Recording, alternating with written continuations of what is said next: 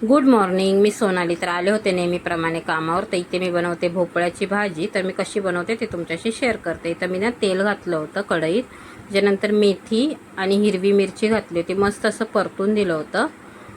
तुम्ही बघू शकता. तुम्ही बोललेलात ना ताई भाजी शेअर कर भोपळ्याची. त्यानंतर भोपळा घातला कट केलेला, हळद घातली, थोडे मीठ घातलं, हिंग घातलं, थोडी धने पावडर घालून मस्त असं परतून घेऊन त्याला मी ना 10 मिनटं असं वाफेवर शिजायला ठेवून दिलं होतं. तोपर्यंत मी इथं गाजर आणि बीट किसून घेतलं सॅलडसाठी. पटकन टिफिनमध्ये भरून दिलं. लगेच मी 2 चपात्या करून घेतल्या. मी ना अशा पद्धतीत करत असते, कारण 2च चपात्या असतात. अशा पद्धतीत मी चपात्या करून घेतल्या होत्या. तूप लावून मस्त टिफिनमध्ये लगेच टाकून दिल्या. आणि इथं आपली भाजी रेडी झाली होती. ह्याला ना मेथीची फोडणी असल्यामुळं खूप चवीला लागते ही भाजी. तर मी आले होते दुसऱ्या कामावर. इथे बनवायची होती मला काळ्या उडदाची डाळ. ते लगेच मी कुकरला लावून दिली. ते भात पण कुकरलाच लावला होता आज. मी इथं ना कांदा, टोमॅटो, अद्रक, लसूण वाटून घेत होते उडदाच्या डाळीसाठी. मी ना थोडंसं तेल आणि बटर मी नंतर कमी केलेला. नंतर जिरं घातलं, कांदा घातला, मस्त असं परतून घेतलं तेल आणि बटरमध्ये. इथं मी ओट्स बनवलेले मग दुधातले. त्याच्यानंतर कांदा पोहे बनवलेले आपले महाराष्ट्रीयन स्टाईल नाश्त्याला.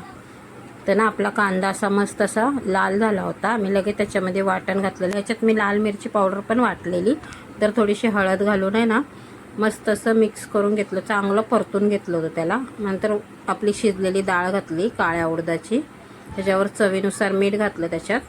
आणि आपल्याला पाणी हवं तेवढं घालायचं. पण ही डाळ घट्टच थोडी बरी लागते, कारण दाल मखनी टाईप आपल्याला डाळ बनवायची होती काळ्या उडदाची. तर आपली डाळ अशी रेडी झाली होती. तुम्ही बघू शकता किती छान दिसत होती. तर चपात्या केल्या होत्या. मी आले होते तिसऱ्या कामावर. तर तिसऱ्या कामावर बनवायचे होते मला डाळीचे पराठे. मी पिठामध्ये ना कोथिंबीर घातलेली, थोडा ओवा, थोडी हळद, लाल मिरची पावडर, जिरा पावडर, धने पावडर. आणि ना डाळ मुगाची आहे, मी ना रात्री भिजत घातलेली, ती घातली होती. नंतर मीठ घालून मस्त पीठ मळून घेतलं मी अशा पद्धतीत. इथं मी ज्यूस बनवला होता, बीट, गाजर असा ज्यूस बनवून लगेच मी ठेवून दिला. आणि इथं कलिंगड कट केलं लगेच. आणि इथं उपमा रेडी केला होता. इथं ना आपली महाराष्ट्रीयन स्टाईल टोमॅटो कांद्याची चटणी बनवलेली. इथं रात्री ना मी पास्ता बनवला होता, तोही गरम करून घेतला.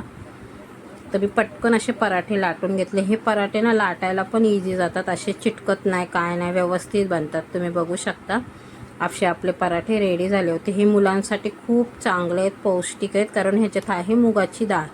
तर तुम्हीही करून बघा माझ्या पद्धतीत कधी असे पराठे.